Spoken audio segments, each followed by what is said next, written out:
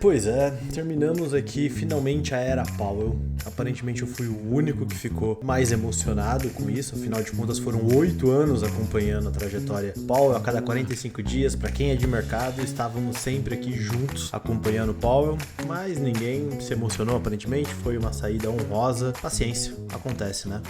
Vamos lá então, vamos falar sobre o Copom, vamos falar sobre o FONC, sobre as decisões de juros, o que esperar daqui para frente.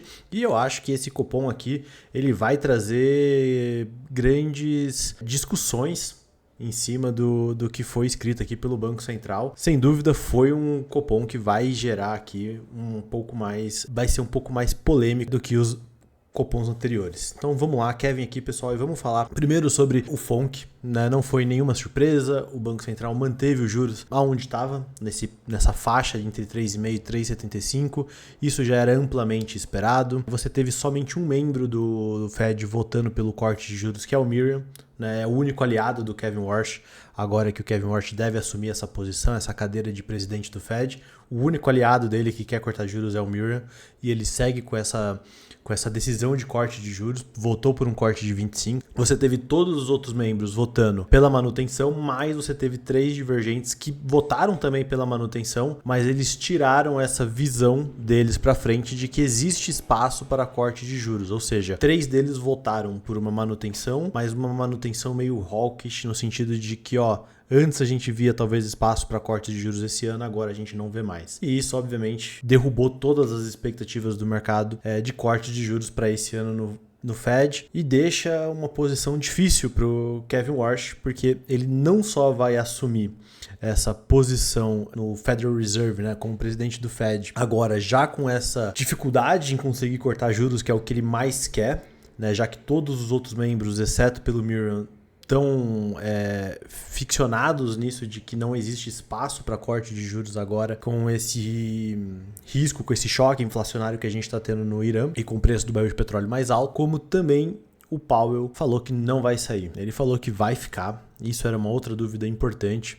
O Powell ele poderia ficar como um membro do Fed até o final de 2027, e é isso que talvez ele deva fazer. Ele não deixou claro aqui até quando ele vai ficar, mas ele falou que ele vai continuar no Fed, o que obviamente vai trazer talvez dúvidas em relação à liderança do Fed. Né? Por um lado você tem um novo presidente que é o Kevin Warsh, por outro lado você ainda tem lá presente o Powell, obviamente influenciando na decisão de todos os outros membros que estão junto com ele há tanto mais tempo do que com o Kevin Warsh. Então, essa decisão do Powell de ficar vai atrapalhar bastante a vida do Kevin Warsh. A gente vai continuar vendo o Trump falando que o Powell tá atrapalhando, como que eu faço para demitir esse cara. A gente vai continuar vendo essa briga constante entre os dois. E o Powell provavelmente vai ficar lá enquanto as investigações continuarem rolando. Ele poderia ficar até o final de 2027, início de 2028. Não pegaria o mandato inteiro do Trump, né? O Trump vai até 2028, mas ele ainda daria aqui um espaço para fazer bastante dor de cabeça pro Donald Trump, pro Kevin Warsh, e vai ficar sendo esse peso gigante. Vai ser muito difícil pro Kevin Warsh liderar enquanto o Powell estiver lá. Então eu achei até que os mercados fossem reagir mais negativamente a isso, mas os mercados parecem não se importar tanto com isso ainda.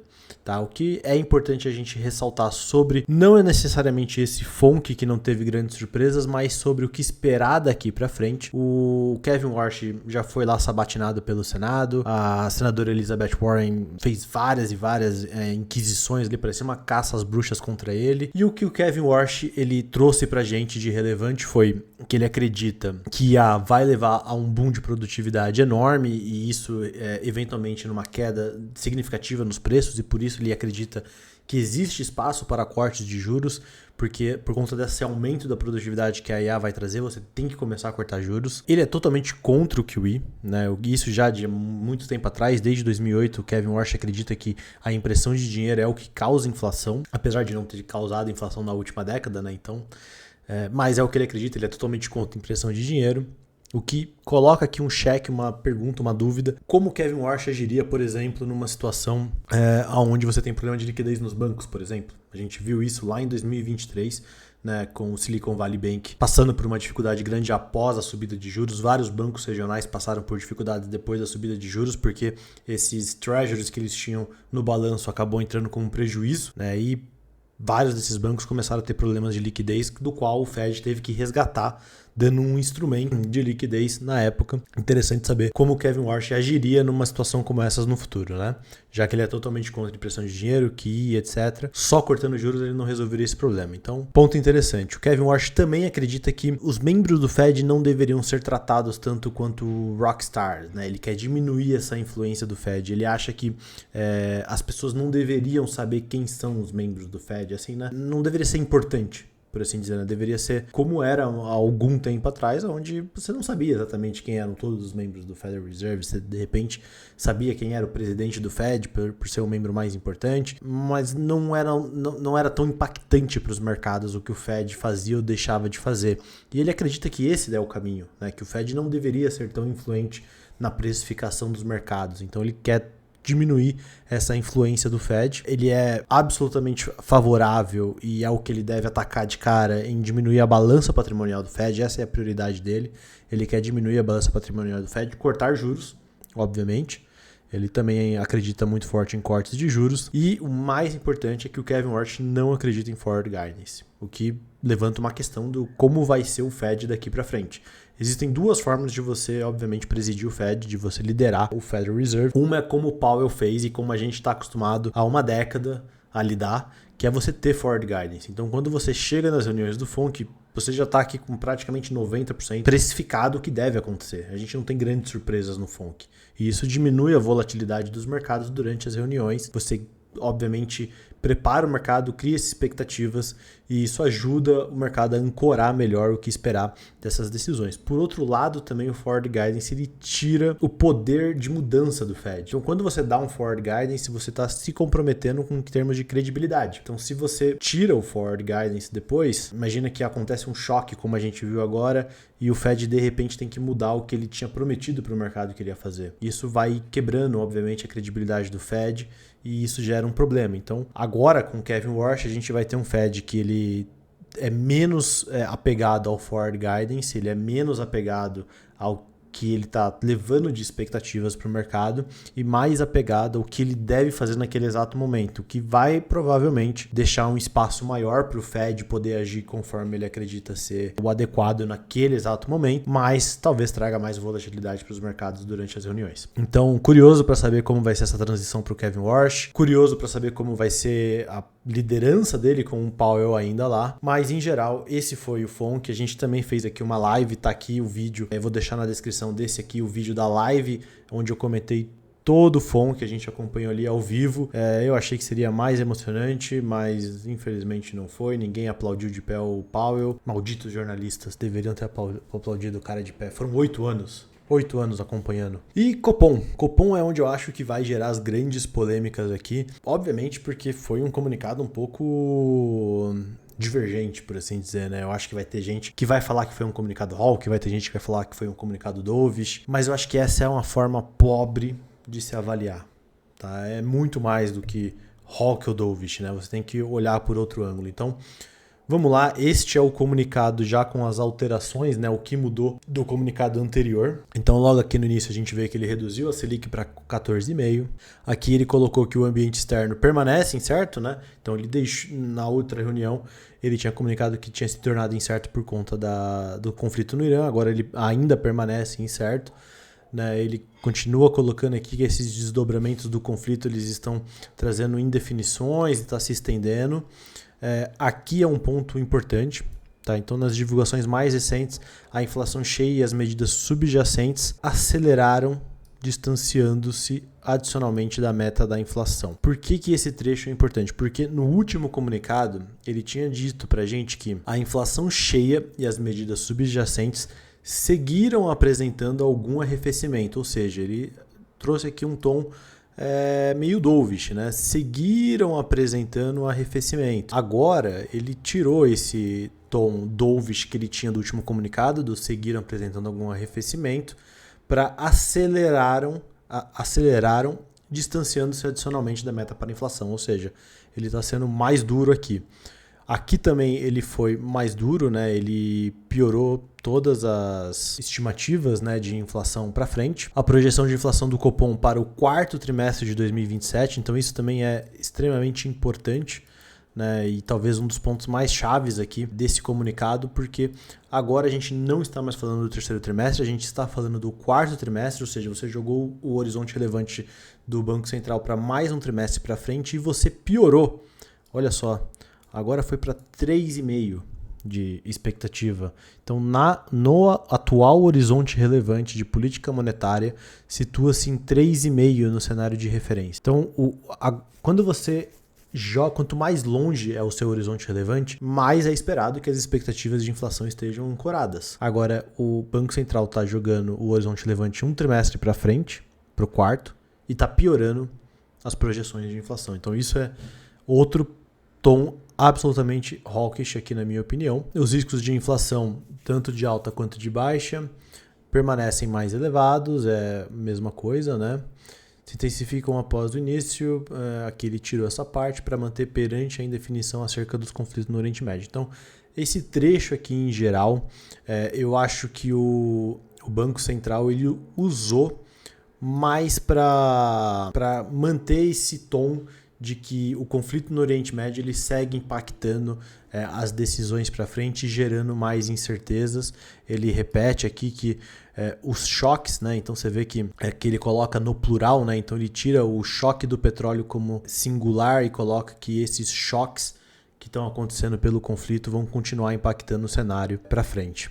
Tá? E aqui o outro ponto chave é os indicadores correntes de atividade econômica mostraram recuperação em relação ao último trimestre de 2025, mantendo-se consistentemente com uma trajetória de desaceleração no acumulado de 2026. Nada muito relevante, beleza. O comitê julgou apropriado dar sequência ao ciclo de calibração da política monetária na medida em que o período prolongado de manutenção da taxa básica de juros em patamar contracionista propiciou evidências da transmissão da política monetária sobre a desaceleração da atividade econômica.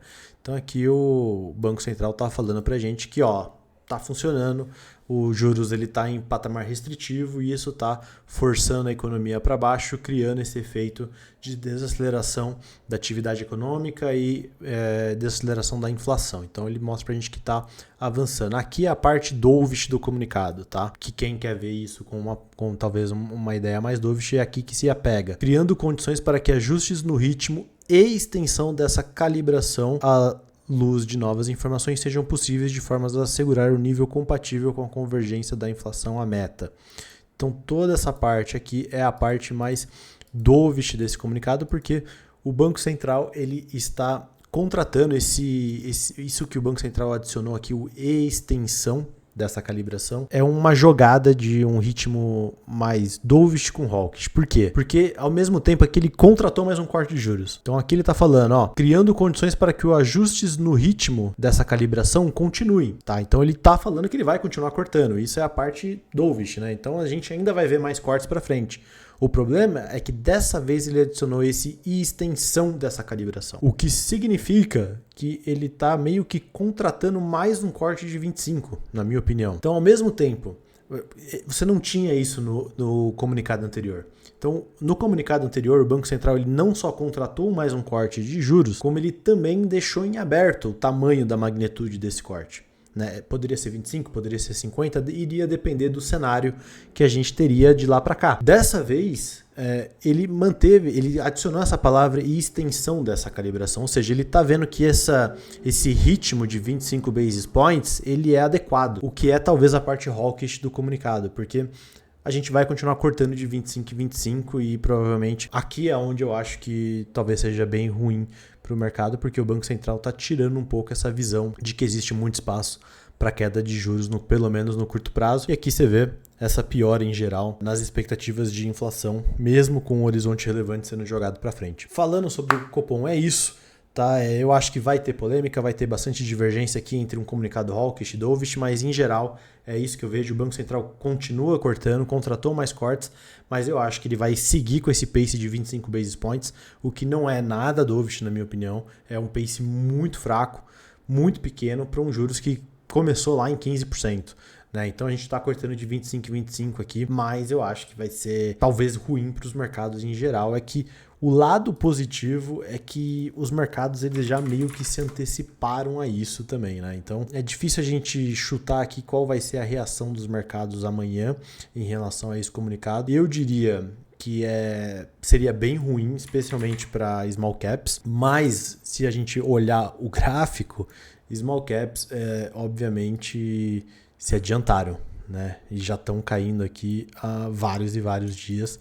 Você já tem aqui uma queda de quase 10% em small caps em 2 semanas. Obviamente entrou em parte isso daqui para o preço, tá? Mas com certeza eu não vejo esse comunicado como um comunicado positivo em geral para ativos de risco no Brasil, e é um pouco do que eu venho dizendo já há algum tempo. Eu não vejo tanto espaço para corte de juros no Brasil, por isso que eu não estava tão otimista com small caps e bolsa brasileira em geral, apesar de todo mundo ficar colocando na nossa cara aquele gráfico de Small 11 versus BOVA, né, e como isso estava nas mínimas históricas e poderia ser o motivo de agora ser a vez das small caps. Aparentemente ainda talvez não seja. Mas as eleições estão aí, tudo poderia mudar. Lula está cada vez mais fraco, o Jorge Messias foi recusado no Senado, né, o que talvez seja uma indicação para a gente de que o Congresso já acredita que o Lula talvez não tenha chance de vencer. Vamos ver. É isso, muito obrigado por assistir. Se você gostou desse vídeo, deixe o seu like, se inscreva no canal, assista a live sobre o Copom, sobre o FONC, tá lá tudo completo, todas ao vivo, acompanhando lá o último discurso do Jeremy Powell. E por hoje é isso, muito obrigado e até mais.